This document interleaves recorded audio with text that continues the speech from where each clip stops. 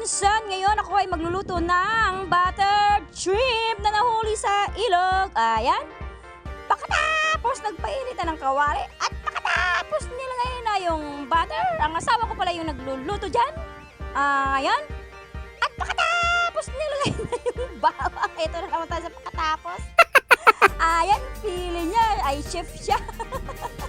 Ayan, may na lang po siya pagayong-gayon. Ayan, mikos-mikos na niya, nilagyan niya ng sibuyas. Ayan, kasi hindi gayon. Ito na naman tayo sa gayon-gayon. Mikos-mikos lang niya at medyo pinapa-brown niya yung bawang. Ayan, gayan.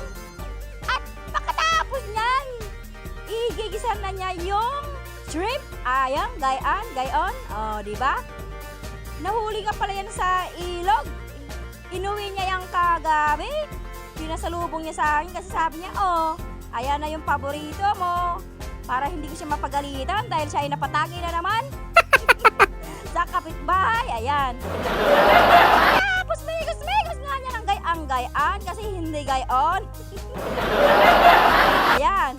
Migos pagka migos. At pagkatapos niyan, lalagyan niya na ng oyster sauce.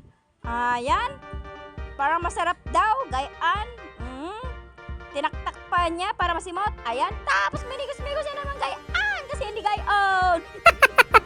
At pagkatapos niyan, lalagyan niya pala yan ng Sprite. Hindi na niya lalagyan ng asukal kasi may Sprite na matamis yung Sprite.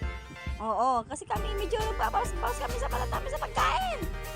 Ayan, ay tinimplahan niya pala muna ng asin. Ayan, gayan. At pagkatapos, nilagyan niya ng asin. Ayan, gayan. At pagkatapos niya, ninalo-halo niya. Lagyan niya yan ng Sprite. Bubusan niya yan ng Sprite. Ayan na, binuhos na nga. Ayan. At pagkatapos niyan, nilagay yung Sprite, minikis-mikos na naman niya. Gusto niya masarap daw. Kasi pinagmamalaki niya lagi sa akin na masarap siya magluto. Ayan! Nilagyan niya ng asin, seasoning pala yung kanina. Sorry, nagkamali ako. Ayan, pagkatapos ng gayang, kasi hindi gayong, minikis-mikos na naman. At pagkatapos nilagyan niya ng paminta na parami yung pagkalagay niya ng paminta. Ayan. Kaya pag kinakain namin yan ay talaga pagkaangang-anghang. Ewan ko ba siguro dahil ay may hangover pa siya. At pagkatapos naluto na nga, ayan na ang sarap-sarap ng ating buttered shrimp. Ayan, at nagsandok pa yung aking asawa ng red rice. Ayan, at kami na nga ay kakain. Ayan. At dito na nga nagtatapos ang aking video mga insan. Salamat!